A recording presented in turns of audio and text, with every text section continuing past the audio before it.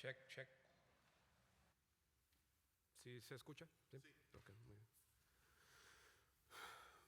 Bueno, bienvenidos y sí, muy amable,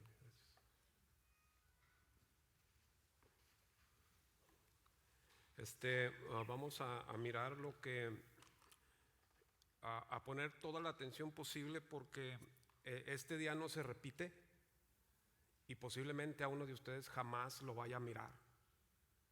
Entonces vamos a poner atención a este mensaje, como a todos, por supuesto, pero hoy es hoy y este día no se repite. Es un misterio, está en las manos de Dios y nosotros estamos ahí. Señor, ayúdame, Dios mío, ayuda al que habla como al que escucha. Y yo le ruego personalmente, acuérdese que el hacha es prestada. Por ahí está esa escritura en el Antiguo Testamento. Vamos a mirar a Lucas, Evangelio de Lucas, capítulo 8, del 22 al 25, y esto es una porción de la escritura. Si el mundo tiene maravillas del mundo como edificios especiales y que se le llama las maravillas del mundo, esta porción de escritura es una maravilla de la escritura, porque alguien va a actuar, alguien extraordinario va a actuar de una manera que jamás el ser humano había visto, jamás había participado de esta acción divina que vamos a mirar. Lucas, ahí dice la escritura, dice: uno de aquellos días Jesús entró en una barca con sus discípulos y les dijo: pasemos al otro lado del lago. Y se hicieron a la mar. Pero mientras ellos navegaban, él se durmió y una violenta tempestad descendió sobre el lago y comenzaron a hundirse y corrían peligro. Llegándose a Jesús o acercándose a Jesús, lo despertaron diciendo: Maestro, maestro, que perecemos. Y él, levantándose, reprendió al viento y a las embravecidas aguas, y cesaron, y sobrevino la calma. Y viene la gran pregunta: ¿dónde está la fe de ustedes?, les dijo. Pero ellos estaban atemorizados y asombrados, diciéndose unos a otros: ¿quién pues es este que aún a los vientos y al agua manda y lo obedecen? Lucas anteriormente ya nos iba preparando para esta porción de la escritura, porque anteriormente dice: los que oyen la palabra de Dios y la hacen, porque nos va a llevar a despertar algo que el ser humano necesita despertar, necesita activar, que es la fe. Pero no cualquier fe, la fe del Dios de Abraham, de Isaac y de Jacob. La fe en nuestro Señor Jesucristo, no cualquier fe. Jesús, como maestro divino, está enseñando en este caso a sus discípulos. Los está enseñando. Pero ¿qué tipo de enseñanza, qué tipo de lección, qué tipo de demostración es? ¿Será una autorrevelación de lo que Él es? Recuerde el contexto de esto. El contexto es en alguien que todavía no se revela completamente, todavía no va a la cruz, todavía no resucita, todavía no asciende.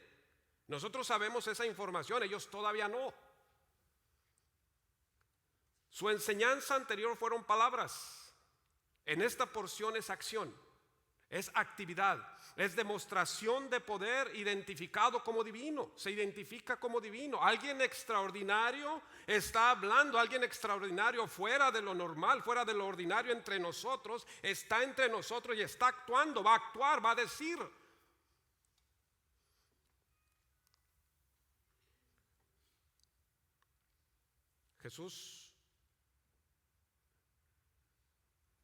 Lucas introduce, dice: uno de aquellos días entró en una barca con sus discípulos, y el vocabulario que usa el Nuevo Testamento, Lucas se impregna. Lucas anduvo investigando y se dio cuenta que es una concepción, una manera de pensar del Antiguo Testamento. Entonces Lucas escribe. Dice, Lucas introduce este episodio con la fórmula veterotestamentaria del Antiguo Testamento. Dice, y sucedió uno de aquellos días, que así escribía el que escribía el Antiguo Testamento. Así sucedió alguno de esos días cuando Jesús les dice, subamos a la barca. Y esta fórmula, manera de decir, sucedió uno de aquellos días, marca un comienzo. Jesús, ahí significa el autosuficiente. Ahí no lo vemos en nuestras Biblias, pero en la investigación arroja, este es un auto, no un carro, es un autosuficiente. Y Jesús, Él subió a la barca. Lucas empieza a demostrar quién está en el barco. Empieza a llenarse un tipo en este caso de llenar las partes, de decir, el auto se sube, el que es autosuficiente se sube a la barca. Entonces, ¿quién es? Lucas está narrando, recuerde, y escoge las palabras adecuadas para este Jesús, para este Señor. Y esas palabras entran a un marco cristológico. La palabra Cristo, que es el ungido, es el enviado. Entonces este autosuficiente se embarca con los discípulos. La responsabilidad del viaje es de los discípulos y de Jesús. El destino lo indica el mismo Jesús. Vamos al otro lado. Dice la Escritura, Jesús duerme y se levanta la tempestad. Y aquí vamos a poner atención porque esto Lucas lo escribió muy rápido. Se subieron al barco, les vino la tempestad, Jesús se duerme, lo levantan y para todo, pero hay demasiada enseñanza. Nuestro Señor Jesús, dice ahí la Escritura, Jesús duerme y se levanta la tempestad al mismo tiempo. Pero del paso a que Jesús duerma hay mucho. Con nuestro Señor Jesús, autor de la Escritura, no va y duerme nomás como si estuviera cansado y me pongo a dormir. Recuerde que todo lo que hizo nuestro Señor Jesús fue enseñanza. En este caso va a enseñar, debes de dormir. Y vamos a ver por qué. El Salmo 4:8 yo se lo puse en boca de nuestro Señor Jesucristo. En paz me acostaré antes de irse a dormir. No nomás va y se duerme sin darnos una lección a nosotros, sin dejar algo para decir, aquí busquen porque aquí va a haber palabras de vida eterna para ustedes. Entonces, en paz me acostaré y así mismo dormiré, porque solo tú, Señor, me haces vivir confiado. Y nuestro Señor Jesucristo duerme. Jesús se retira a la privacidad. Jesús se retira a la tranquilidad de la cámara, al rincón del sueño. Normalmente nosotros teníamos nuestra camita en un rinconcito, ¿no se acuerda? Era un rincón. Entra nuestro Señor Jesús en la confianza de Dios, en el sueño. Dios se revela ejercitando cuidado, practicando el cuidado personal en la tranquilidad, en la quietud, en el descanso. Dios demuestra su minuciosidad, su paciencia, su estancia, su acompañamiento, su vigilia en el cuidado de sus durmientes. La individualidad de su amor, de Dios Todopoderoso, porque el Salmo dice, en paz me acostaré y asimismo dormiré, porque solo tú, Dios mío, me haces vivir confiado. Esa individualidad del amor se inclina y actúa no solo en la grandeza de decir a las estrellas, cuélguense estrellas, sino también se manifiesta en las pequeñas esferas, en el individuo, en la mujer, en el hombre personalmente. Tiene ese poder. Está también la gratitud y el amor de quien su vida ha sido protegida y preservada, en este caso nuestro Señor Jesucristo. Está la gratitud y el amor de quien su vida ha sido protegida y preservada. En un periodo de impotencia, de abandono, de confianza mientras duerme. Normalmente el que duerme, nosotros nos dormimos, descansamos y posiblemente no nos hacemos la pregunta, ¿me iré a levantar mañana? Por eso el cristiano, la fe nos llama a decir, en paz me acostaré y así mismo dormiré, porque solo tú, Dios mío, me haces vivir confiado. Entonces la fe puede reconocer ¿Puede identificar a Dios cuando no hay movimiento, cuando hay quietud, cuando hay silencio? Dios ha estado en el tiempo de enfermedad, de cansancio, de desesperación. Ha estado en el tiempo de dolor y ha estado en el tiempo de muerte. Porque el entregarse, la misma palabra que se usa para me acostaré, es la misma palabra para ir a la tumba. De esa manera llamas a la fe, se llama a la fe. De esa manera se debe de creer.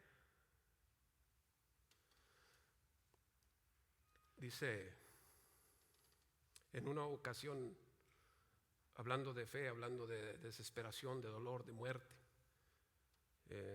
alguien cercano a nosotros estuvo muy grave y se recuperó.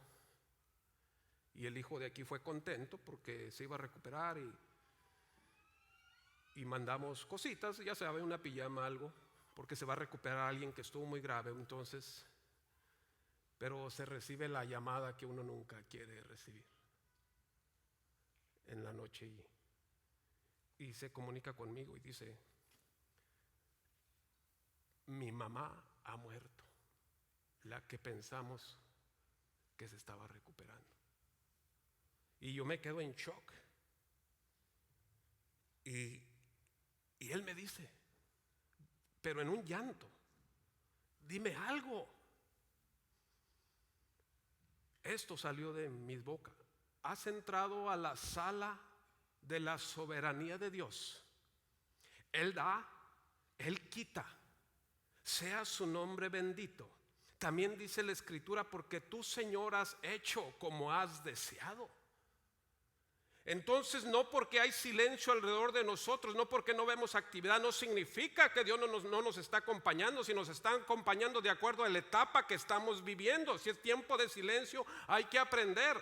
Traeré mis peticiones a ti, Señor, los expondré y guardaré silencio y esperaré. En este acostar se entrega voluntariamente, todo lo alerta, toda la guardia, toda la defensiva, y todo queda en manos de Dios. Hay una confianza absoluta en Dios. En una ocasión, un anciano enfermo de gravedad y con familia en problemas dijo: el doctor quiere que duerma, pero no puedo porque las preocupaciones están sentadas en mi almohada. No puedo dormir por tanta preocupación. En otra ocasión, esto es lo contrario, el hermano de un mártir significa un testigo que va a morir por testificar de nuestro Señor Jesucristo. El hermano de un mártir se ofreció a acompañarlo una noche antes de su muerte, pero él rechazó el noble ofrecimiento y dijo: no te preocupes, quise acostarme y dormí tan tranquilo como nunca en mi vida había dormido, por la fe en nuestro Señor Jesucristo. Dice un poema de dormir: qué bendición fue ese dormir, hablando de nuestro Señor Jesucristo. Acuérdense que estamos en Lucas, donde Él se fue a dormir, pero fue a ese reposo, fue a esa confianza. Qué hermoso es dormir. El Salvador sin pecado lo sabía. La tormenta y el viento en vano soplaron hasta que Él se levantó por los temores de otros. Y silenció a la tormenta y silenció a la amenaza, y vino el reposo y vino la calma. Hoy yo estoy meditando en los cantos que cantamos y, por ejemplo, hoy se mencionó una estrofa de las bondades de Dios, ¿verdad? Y dice la estrofa: desde que tú me despiertas hasta el anochecer. Otra canción que dice una frase, dice: y que sea tu reino el que me despierte y el que me acueste. Y estoy meditando ahora que viene en la Navidad. Esto no está en la Escritura, pero el canto navideño en inglés es Sleep in Heavenly Peace. El niño duerme, pero en una paz del cielo. Nuestro Dios, que fue niño, hoy está siendo un hombre maduro. Durmió en su lecho de niño, duerme en su lecho de hombre. La imagen del sueño designa para el Antiguo Testamento. La imagen del sueño significa una no intervención de Dios. Por eso es importante esto, de que aunque no oigamos, aunque no lo veamos, aunque andemos desesperados, no significa que Dios no está a tu lado. La imagen del sueño designa la no intervención de Dios que se echa en falta, como cuando nos daban la lista, nos pasaban lista en primaria, el 1, el 2, el 3, el 4 no vino, falta. En este caso también, la imagen del sueño decían, no está Dios, falta Dios. Falta Dios y su presencia, la ausencia de Dios. Y esto está en Salmos, está en Isaías 51:9, el Salmo 7:6, 35:23, Salmo 121:4. Los discípulos que dudaban al principio solo ven lo que es visible y permanecen ciegos y luego vacilantes ante la autoridad invisible de nuestro Señor Jesucristo. Ahora, el lector creyente, que somos nosotros, debe ser consciente del poder del Señor a pesar de su ausencia. La duda ve y vacila. La fe se mantiene firme aún sin ver. Dice el libro de los Hebreos, sigo caminando, sigo avanzando como si viera al invisible. Le sigo proclamando, sigo diciendo, sigo viviendo, sigo procurando el cristianismo como si lo viéramos enfrente de nosotros, porque celebramos la presencia eterna en cada servicio, en cada reunión, su presencia eterna. La barca se llena de agua y todos los ocupantes se ven en peligro. Una Biblia, una versión dice la barca empezó a llenarse de agua. Entonces, al llenarse de agua, acuérdense que son expertos pescadores los discípulos. Son cualquier persona. Ellos sabían pescar, ellos sabían las tempestades, sabían identificar, sabían cómo. La barca se llena de agua y todos los ocupantes se ven en peligro. Viene un sentimiento de impotencia que invade a los discípulos.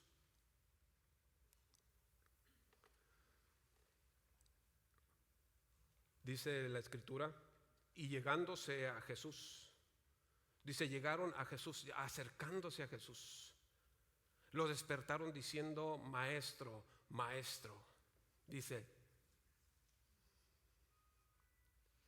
y acercándose a Jesús, hay tres palabras que nos describen una sola acción de los discípulos. Buscan refugio al lado del Señor. Se le acercan, lo despiertan, lo llaman. Esto se evoca, se menciona así a los tres momentos de la oración: acercarse a Dios, invocarle, exponerle nuestra debilidad. Se acercan a Dios. No hay que pensar demasiado en el equilibrio del barco en este instante de que se está llenando de agua, sino ser sensibles a este movimiento hacia Cristo Jesús, ser sensibles a lo que hicieron, la reacción de estos pescadores expertos a acercarse a nuestro Señor Jesús, ser sensibles a lo que hicieron, al movimiento que hicieron, se acercaron a Jesús. Ser sensibles a este movimiento hacia Cristo. Etiotara, etiotara, así significa, así el idioma original. Maestro, maestro. Es un grito de apuro. La repetición de maestro, maestro subraya la amplitud del peligro. Hay peligro. Y Señor es el que preside, es el jefe. Lo que aquí destacan los discípulos no es la capacidad pedagógica del maestro. Déjeme explicar esto. No es tiempo de sentarnos en una aula y explíquenos, Señor, cómo está la cosa. Es tiempo de acción. Hermanos, cuando se está en paz se aprende la palabra de Dios. Por favor, lea la Escritura cuando está en paz, porque cuando viene la tormenta no hay tiempo de ir al manual, hay tiempo de ir a la mente y decir: el Señor es mi pastor, nada me faltará. Aunque pase por lo negro, aunque pase por lo oscuro, Él me va a rescatar. No hay tiempo de ir a la página tal y no hay tiempo. Señor, rescata mi matrimonio, Señor, rescata a mis hijos, lo tengo en la cárcel, lo tengo en las drogas, no hay tiempo. Entonces, cuando estás en paz, aprende en nuestro Señor Jesucristo, porque precisamente esta es la pregunta: ¿dónde está la fe? Etiotara, Señor, Dice, lo que aquí destacan los discípulos no es la capacidad pedagógica del maestro, sino la autoridad y la eficacia de un patrón. Viene un contraste entre este título de Señor, ahora jefe, tú nos estás guiando, tú nos dijiste que subiéramos. Recuerda, están por identificarlo, todavía no le llaman Mesías, todavía no le llaman Salvador. Este es nuestro Señor, este es nuestro maestro, este es nuestro rabí, pero de ahí a que sea Mesías falta mucho, falta demasiado que hay que demostrar. El contraste entre este título de Señor y jefe y la situación, estamos perdidos. Este título expresa, el de jefe, la esperanza cristiana. Cuando se despierta nuestro Señor Jesucristo, ya no duerme, sino que ha despertado. Un canto dice, usted dice, bueno, es una lógica, si ya no duerme, está despierto. Un canto muy hermoso dice después de su resurrección, el que estaba muerto empieza a respirar. El león empieza a respirar. Y mucho cuidado cuando un león empieza a respirar. Muchísimo cuidado. Oh, benditas imágenes de nuestro Señor Jesús. Entonces ya no duerme, sino que está despierto. El león de Judá se ha levantado de su sueño.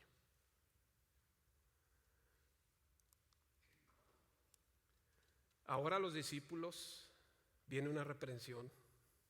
Ahora los discípulos experimentan la autoridad de nuestro Señor Jesús, de tacto, de mirar, de escuchar.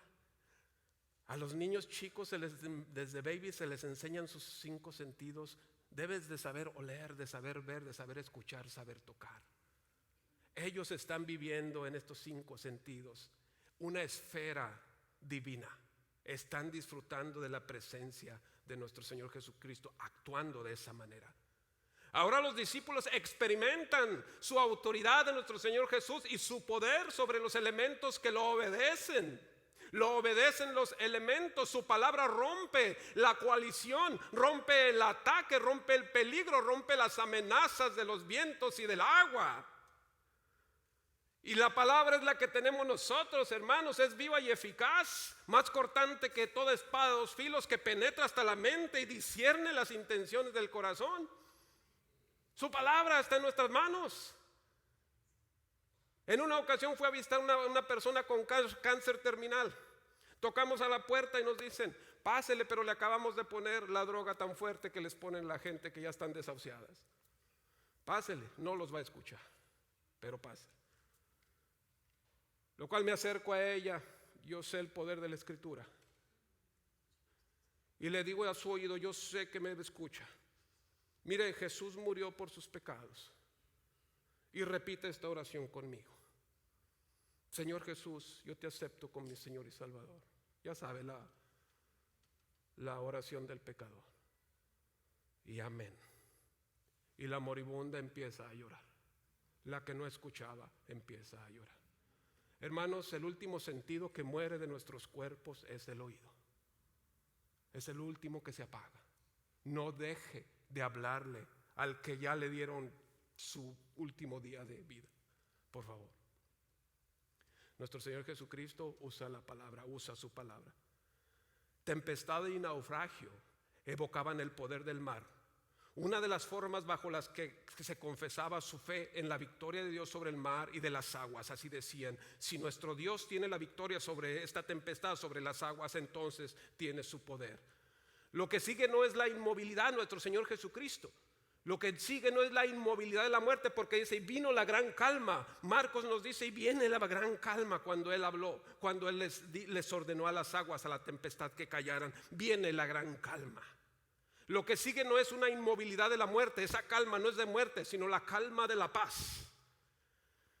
Lucas no se interesa muy poco por el origen del mar, que es la tempestad, del mal, perdón. Lucas no trata de decirnos el mal esto y tiene este poder sobre ustedes, sino Lucas está interesado por el medio para vencerlo, que es la intervención de nuestro Señor Jesucristo y la enseñanza de la fe.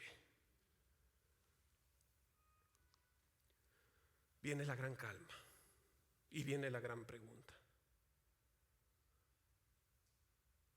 De una reprensión, porque acaba de reprender a los aires, a la tempestad, a las aguas, al peligro, ahora cambia para con sus discípulos el mismo tono de reprensión.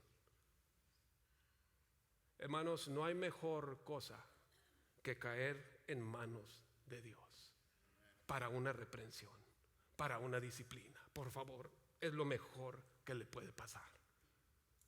Pablo pasó por la autoridad del dolor.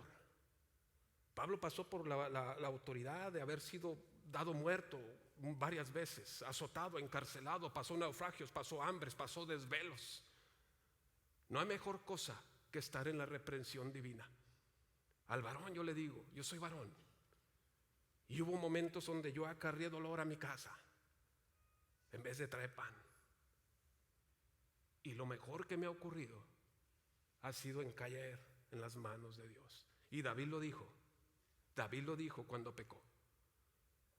Le dieron a escoger el profeta, dice así el Señor: escoge, no morirás, número 1.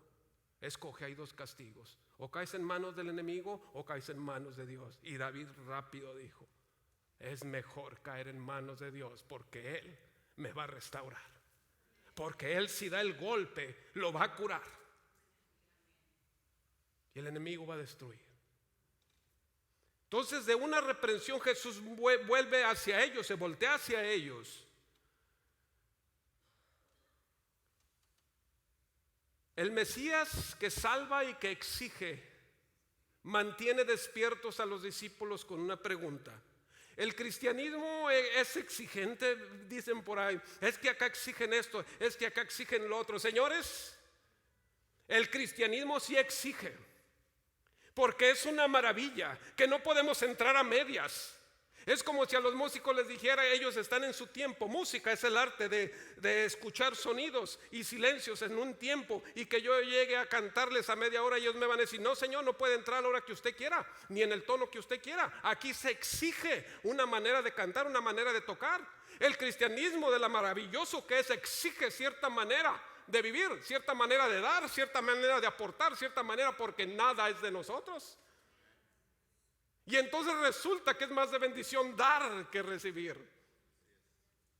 Entonces la carrera del cristianismo exige: súbase a la ola. Pero qué exigencia tan maravillosa, tan virtuosa.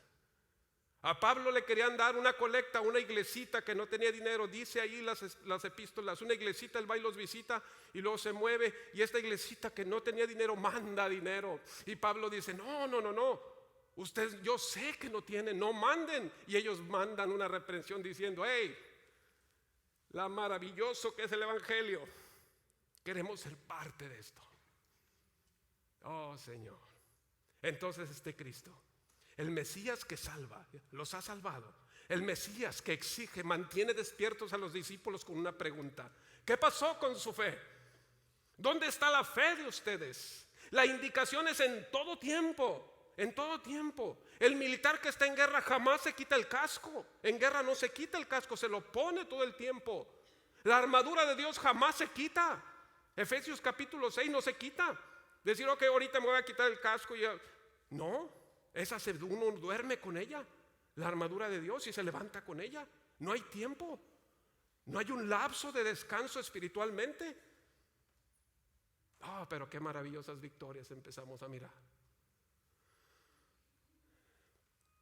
Dice: ¿dónde está la fe de ustedes? En todo tiempo. ¿Dónde estuvo en todo tiempo? Jesús no reprocha a sus discípulos ni su cobardía ni su falta absoluta de fe, sino una falta relativa. Relacionen los problemas con la fe. Lo que se les enseñó, relaciónenlo. La cuestión de la fe se plantea después de la liberación. Esta fe no representa una confianza general concedida a Dios, sino una confianza muy específica concedida a Jesús después de cierto tiempo de vida en comunidad con Él. O sea, que ejerciten la fe en ese Dios todopoderoso. En general, Dios nos va a proteger porque así está escrito. No, una fe específica porque has estado con el Mesías caminando. Entonces yo traigo el mensaje de salvación. Debes de creer: del que habló, actuó. Una confianza específica. Dice, ¿dónde está esa fe específica a su maestro? Yo me fui a dormir. ¿Por qué no durmieron ustedes?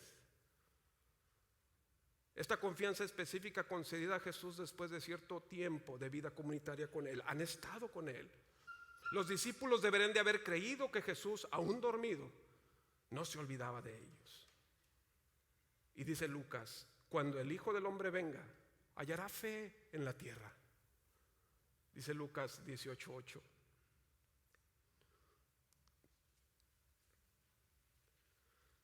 ¿Quién es pues este? Porque después de la reprensión, ellos empiezan a mirarse unos al otro y hacen también esta pregunta entre ellos. ¿Quién es este que nosotros dijimos, Señor, Señor? Tenemos que encontrar otra respuesta. Este no es cualquier Señor, Señor. Este ha actuado, este ha demostrado su poder, se ha revelado entre nosotros. Entonces, ¿quién es? La lección de los discípulos es cristológica. Empiezan a relacionar ciertas cosas que el Espíritu, por supuesto, el Espíritu de Dios empieza a decirles. Frente al poder del Señor, embargados de un sentimiento mitad temor y mitad admiración, se plantean, indagan, preguntan la identidad de Jesús. Por las Escrituras saben, inmediatamente su mente debe de ir a las enseñanzas de las Escrituras. No hay otra manera de identificar para la mente judía más que las Escrituras. ¿Qué dicen las Escrituras?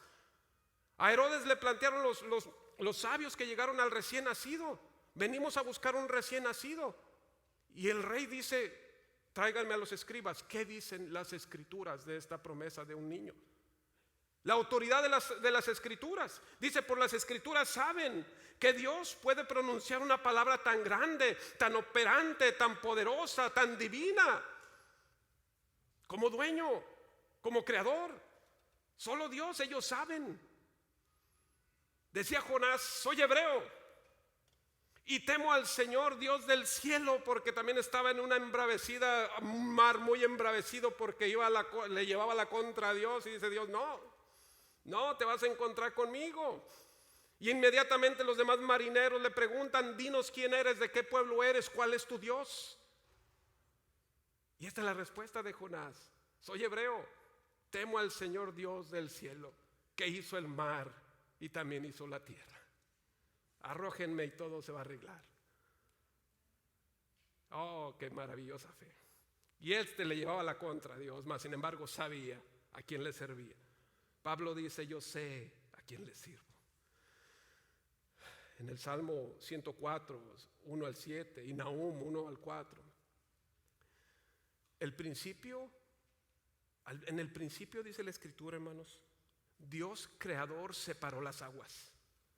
Y en el principio el Espíritu de Dios se movía sobre las aguas.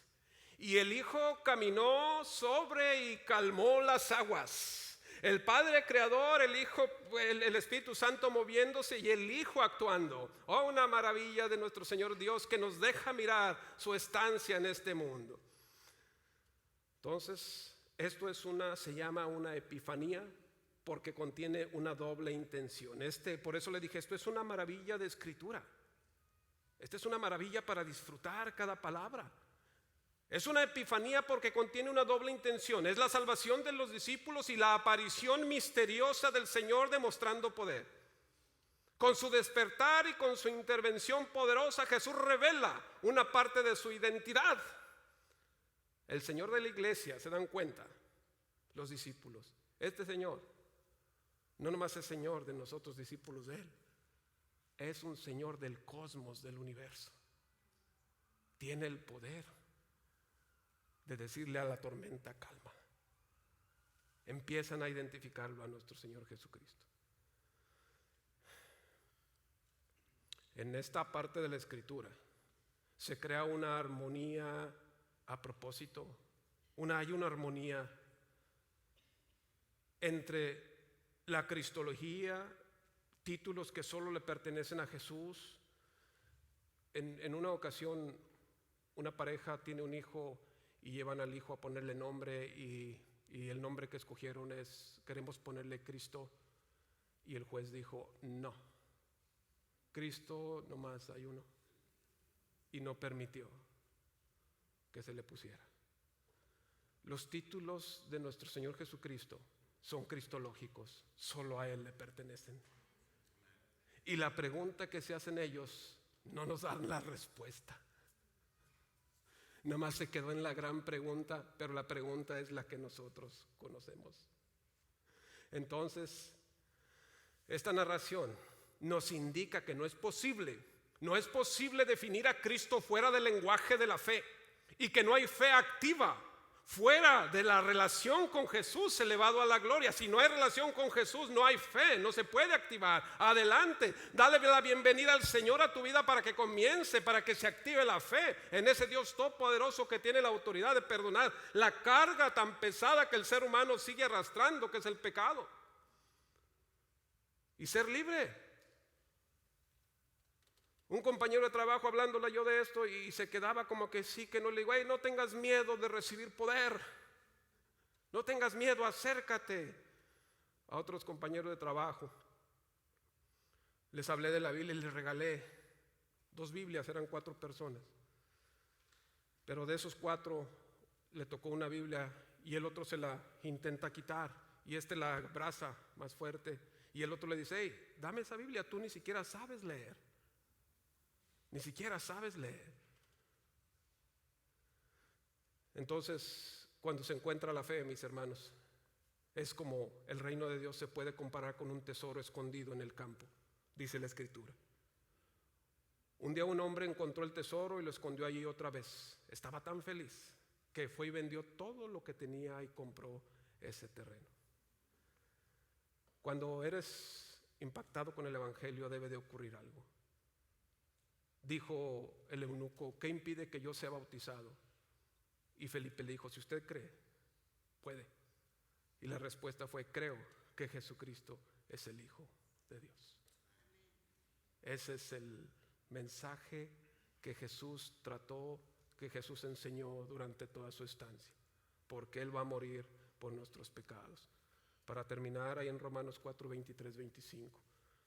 Entonces, ¿cómo me acerco a ese Dios? ¿Acaso puedo hacer altares y acercarme? Dice Pablo, no. Me la puedo pasar orando siempre y no. Puedo hacer buenas obras tampoco y no. Entonces, ¿por cuál ley? Por la ley de la fe. Que si confesares con tu boca que Jesús es el Señor y creyeres en tu corazón que Dios lo levantó a los muertos, serás salvo. Esa es la fe. Esa es la pregunta que Jesús dijo: ¿dónde está la fe? Y nosotros sabemos a dónde dirigir la fe. Si es tan amable de ponerse de pie.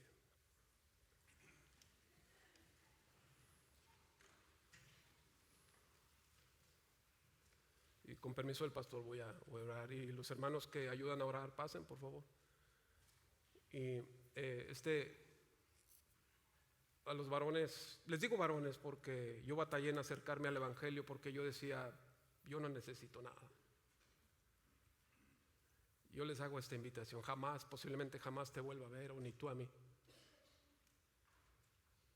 Pero si éramos capaces de hacer el ridículo en las cantinas, si éramos capaces de maltratar a nuestra familia, yo nomás quiero decirte que Dios te ama, y que si te gustaría recibirlo, levanta tu mano, activa esa fe. Dios lo bendiga. Como Señor, como su Salvador, Dios lo bendiga. Dios los bendiga. Y voy a dar la oración del pecador para acercarnos a Dios. Señor, te doy muchas gracias por la Escritura. Cambia nuestros corazones, por favor, Dios mío, te necesitamos tanto, Señor. Yo te ruego por las manos levantadas, Dios Todopoderoso. Dice las oraciones, Padre, el eunuco te reconoció: creo que Jesús es el Hijo de Dios. Y Pablo dijo: se levantó de entre los muertos para darnos vida, mi Señor. Entonces, las manos levantadas, nomás así de sencillo, repita conmigo: Señor Jesús, yo te reconozco como mi Señor y como mi Salvador y mi Dios. Reconozco que soy pecador Y muchas gracias por el perdón que está escrito en la Escritura. Dios mío, ven y cambia mi vida. En el nombre del Padre, del Hijo y del Espíritu Santo. Amén. Y si tienen necesidad de oración, adelante, mis hermanos. Muchas gracias. Gracias.